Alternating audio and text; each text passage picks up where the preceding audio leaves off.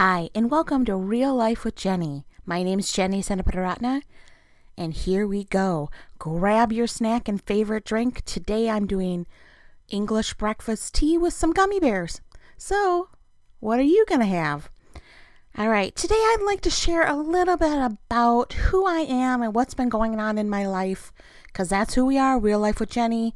The windows are open, so if you hear weird stuff, sorry about that.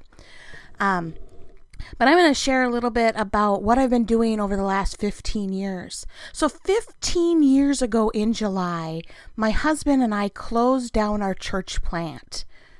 Crazy time. We'd been doing a church plant for 8 years and things just came to an end. And it was a very sad day. I remember the day I made my husband's new voice message on his phone and said, "Hi, this is Christ Connection, leave a message."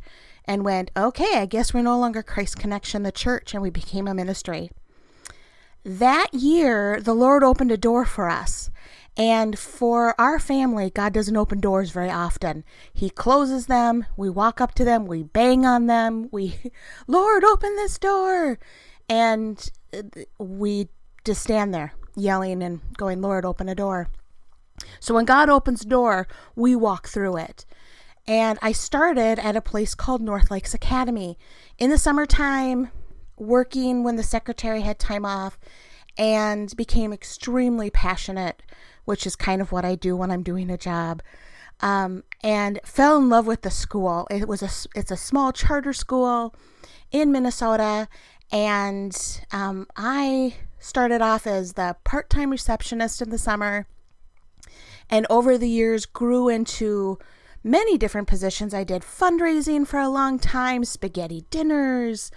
Oh my goodness, so many fun things because I love fundraising. It's one of my favorite things I got to do in that school, and really then took over enrollment 10 years ago.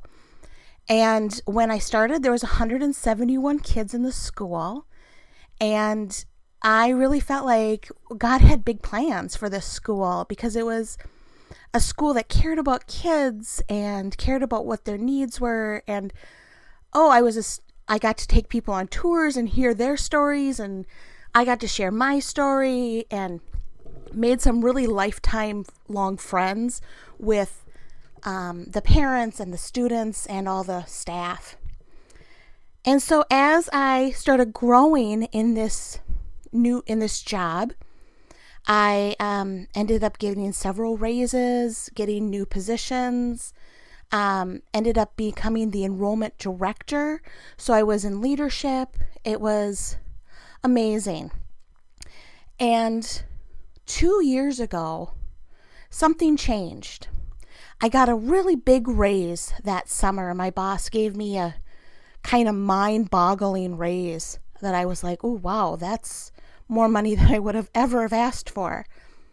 And that was in June. And in September, everything started to change. I don't know what happened. I mean, I can pinpoint it, but here's not the place to do that. And all of a sudden, they took away my leadership. I started getting questioned on things I'd never been questioned on before. Like, are you sure that's the right policy? Should you be doing this? Should you be doing that? It was this really strange things. And to the point that last year, they made decisions without even talking to me and then held me to those decisions without getting my 15 years of experience in enrollment. So it's been a really rough 2 years. It's been a lot. Anybody that knows me and I've sat down with coffee knows I've cried about it. It's a school my daughter goes to school at. We love it for her. It's been amazing. She's been able to be involved in sports and music, and the teachers are amazing. As you can tell, I'm still a little passionate about the school. And they started talking in November this year of 2019, saying, hey, we're going to have budget cuts. It's going to cut deep. It's going to cut deep. And I remember thinking, well, I've been here for 15 years. I've been here longer than the boss has. There's no way they're going to cut me. Well, I was wrong. And the first day of spring break, I got an email from my boss saying, hey, hate to tell you this, but happy spring break, we've cut you. And your position is now gone at NLA, and we're gonna have 4 different people come in and take your job. So this is a budget reason that we're cutting you. You're a great employee. We love you, but we can't afford you anymore. Now, between you and me, adding 4 people or having me, I'm not real sure how that saves money, but I guess that's not really the point here, is it? So I got really upset, as you can imagine. I felt like a failure. I was just devastated because it's something that I love.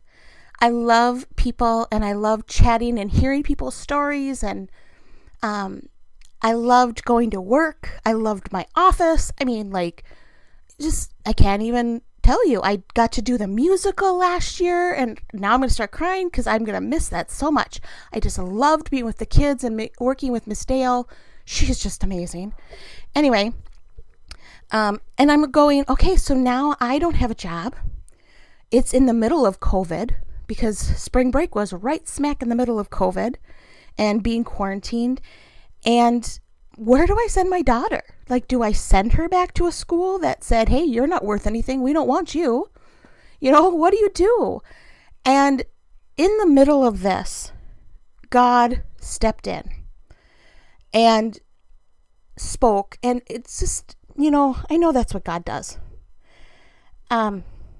But he reminded my husband, thus who reminded me. So let's give him some props for speaking wisdom into my life. And he talked about Elijah.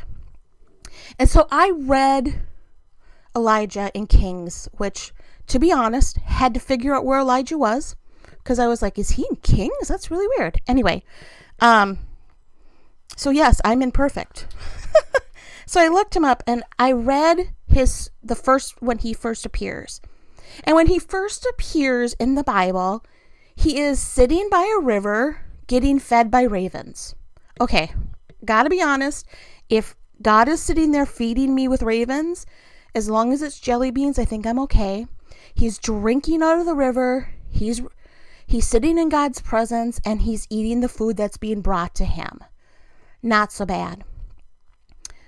Next paragraph, it says the river dried up, so he had to move on and went on to a town and met a widow. Now, what struck me here is the river dried up. And I will be completely honest with you here. I would not have left NLA. I knew that I was supposed to move on eventually. And we had made a plan for me to move on when my daughter graduated from high school at NLA. But I would not have moved on. I would have stayed there. I would have stayed in my misery, because it has been a really rough 2 years. And I would have just did what I put my head down, and I worked hard, and I didn't complain, and I was having a good attitude, and I would have continued that. But God dried up the river. And Elijah would not have moved, would not have left being fed jelly beans from heaven. Okay, I'm sure it wasn't jelly beans. I'm kind of obsessed with them right now because I can't find them in the stores. So if you find jelly beans, let me know. I'm on my way. Anyway, Elijah would not have moved. And he moved into this area where he ran into the widow at the well, and he said, I'm hungry. Get me some water. And she's like, well, I'm here I have enough food to make bread with my flour and with my oil, and then my son and I plan on dying. Well, that's pretty dramatic. And Elijah said, make me one, and it will not run out until it rains again, because they were in the middle of a drought. And if Elijah had not left that comfy, kind of safe place because God dried up the river, he would not have gone on to his next miracle. And so that's what I'm believing for me right now, is I'm believing that God dried up this river and he has another miracle waiting for me. I don't know what that means. I have some ideas. I'm now doing a podcast, so I guess that's a miracle, because this is way outside my comfort zone. But now I'm in the season of day by day trusting. Because guess what? When you lose a job, you lose the income. That's not a fun thing to lose. I was working at North Lakes because I was the main source of income for our family. That was my way of taking care of my husband's ministry. I was not super involved because I made the money, right? Like, that's my job. And now God's saying, hey, there's no more money. How are you going to get involved? And so now we're standing in a place of a miracle. And I'm guessing with everything going on right now, you're standing in a place where you need a miracle too. It may not be a financial miracle.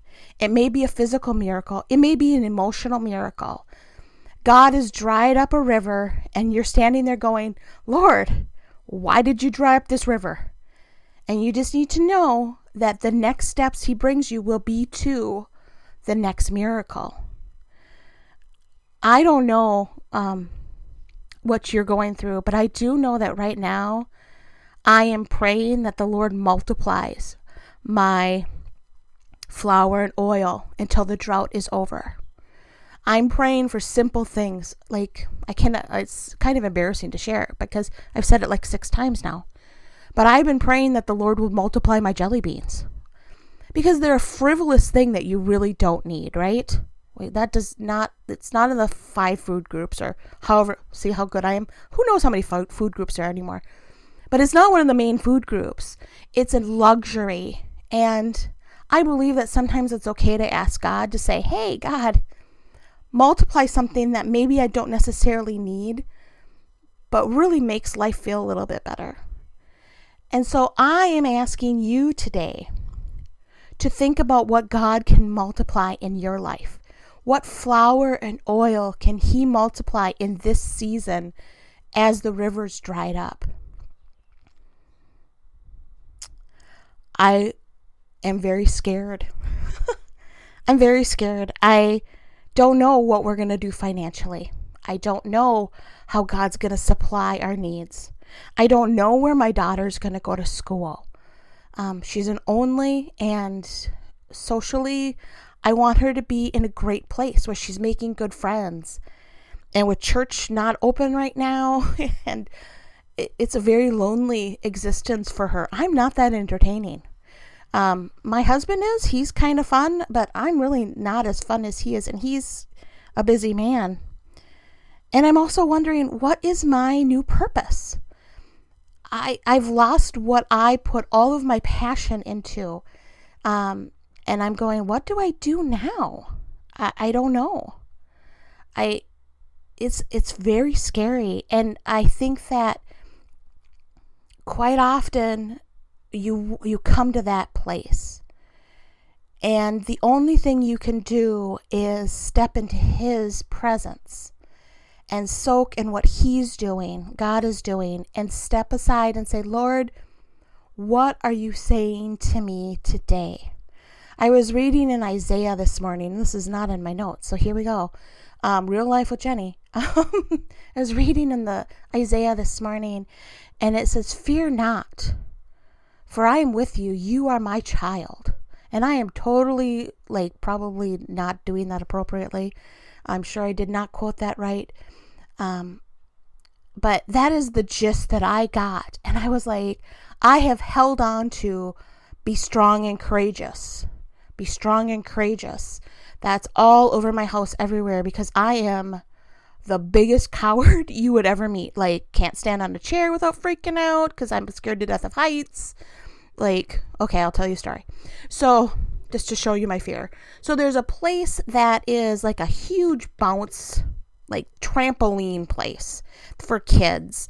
And you have to buy these special socks to go jump on trampolines and, all this kind of crazy stuff. So my daughter, for some reason, we thought we would take her. I don't know what got into our heads, but mom's going to go jump on trampolines, and so is dad. Now, dad, yes, of course, because he's kind of a monkey, and he loves doing all that kind of stuff. Mom likes to sit, drink a Coke, and watch from the sidelines. That is my idea of a good time. But I bought my socks, and I went in, and we jumped on some trampolines, and I got a little car sick by jumping on trampolines, and then my daughter's like, hey, mom, would you go on the zip line? And I'm like, okay, I'm looking at the zip line. It's like maybe 10 feet off the ground. I can do 10 feet off the ground, right? Like, I'm brave. And so my daughter goes on it like 3 times, and eventually she cons, and my husband went on it, and they made it look so fun. They were just wee screaming and flailing their arms and waving at everybody below. And I'm like, yeah, I can do this. So I get my harness on, and I'm like, now how much does this weigh? Because I'm not a small woman. How many pounds do you need to be? I was within the limits. Yes, this is going to hold you, ma'am. It's going to be fine. Got my helmet on. Walked up the stairs, and I'm like, yeah, this is going to be awesome. And I get to the top, and then you're supposed to like jump off. Yeah, I stood there and cried. And the lady at the front desk could see me, and she's like, honey, it holds you. It's okay. And I'm like, I'm not strong enough to hold myself up. I'm going to die. And I've got tears streaming down my face. And my daughter's behind me going, Mom, just go. People are lining up behind. Mom, just jump. And so I walk out, then I walk back, and I don't know. It felt like I was up there for 1.5 years. I'm guessing it was a minute. And finally I let go, and I screamed the whole way, cried. The guy caught me at the end. I almost fell into his arms weeping, except that he was probably 15. So maybe not appropriate, but I was just like, I'm on the ground, kissing the ground. I am not a brave woman. So be strong and courageous is something that is plastered all over my house because I live in fear. And I know that my God is bigger than fear. I know that. Like, we all know that. It's like, it's in the Bible all over the place. But how often do we live in a place that God doesn't want us to be living? You stay by the river because because it's easy. And I hope that you don't wait for that river to dry up if God wants you to move. Because let me tell you, it would have been a lot easier if I would have gone, okay, Lord, I'm going to take the step. I'm going to join Christ Connection. We're going to do this. I'm going to do a podcast. I've got other things in the works that I'm working on. I'm going to go out and speak and share my heart with kids and with women and just kind of make this a bigger thing for me. If I had made that decision, this would be so much easier because I'd be like, look at me making a cool decision. This is a little like, hey, look at me. I fell down and now I'm trying to figure something out. So if you are in a place of comfort and God is saying to you, it's time to move. Take that step.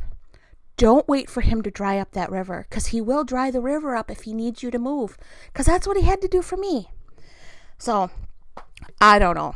That's kind of where I'm at. But here's what I want from you. I want you to take this time, and you maybe are in a car or you're at home. Hopefully you have your snacks still and you're sipping your favorite drink. I want you to take some time and ask the Lord what his next step for you is. What does he want?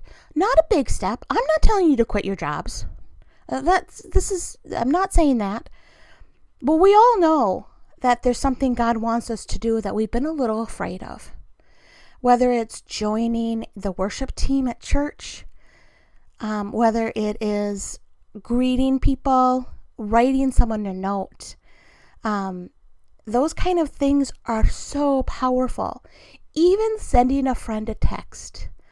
I cannot tell you the amount of days since I got laid off that random people have sent me a text message or a Facebook message or different things like that have just lifted my heart to go, oh Lord, you still see me. And all they wrote is say, hey, I'm thinking about you today, praying, hope all is well. That is just a small way to say, God sees you. So is that the next step God has for you? I don't know. I don't know what that next step is, but I ask you to take some time after this podcast and think about what a next step could be.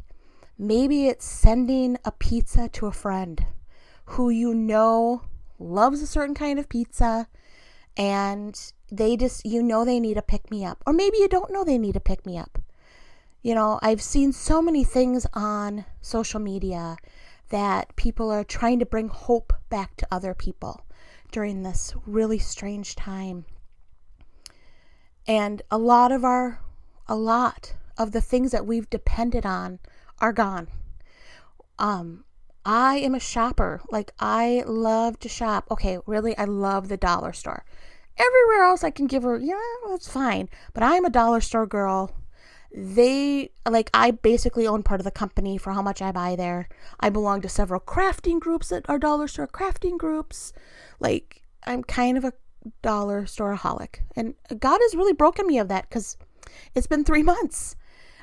Anyway, things that we've depended on are gone in this crisis, or they call pandemic. Things are gone. Regular food was gone for a while. Toilet paper was gone.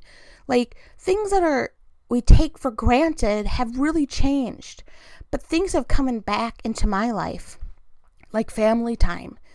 We've been really good at family time, but now we're really good at family time because that's all we have. I mean, my daughter and I take a walk every single morning, and I've started having things we need to talk about because I've been on many walks now where all I've heard is the book that she's reading. And it's pretty much a different book every day because she reads and reads and reads because we have so much time, but she did before. But, there's a lot of, anyway, I'm going to go back. I just kind of lost my place there, but we've lost a lot of that river, things that we've depended on, things that we thought would never leave. And the Lord is replacing those with new things. And so as we move on in this world, I pray that the next miracle is on its way, that your flour and oil will be multiplied, that you will step into the next thing God has for you and your family, that the Lord will bring the right people into your path, because the path of the widow was changed that day, and her son, and things would never be the same, because once you're touched by a miracle, really things should never go back. So I'm going to pray with you, and I'm going to end the podcast here. But I just want to pray over you. Lord, I just thank you for whoever's listening to this podcast today. I pray that as rivers dry up, Lord, you would send the next miracle. As we take steps after you and after things that you want us to do, Lord, I pray that we would see you moving, that we would see your peace and your joy in the love in our own lives and in the people around us. Lord, I pray that we would make an impact, that we would not just be sitting on the sidelines cheering people on, that we would be in with them too, that whether we're holding a sign on the side or we're running the race, Lord, I pray that we would make an impact with other people and for your kingdom. Lord, for those whose rivers have dried up and they see no hope, Lord, I pray that you would bring hope, that this podcast would shed hope on what's happening and say, Lord, you've dried up the river. Now I'm waiting for the next miracle. And Lord, I pray for a miracle in my life and in my family as we are looking for that miracle and our rivers dried up. I pray that you would provide for all of us as we go down this road. Well, that's all I have to say today. So here's what I want you to do. Subscribe to this podcast.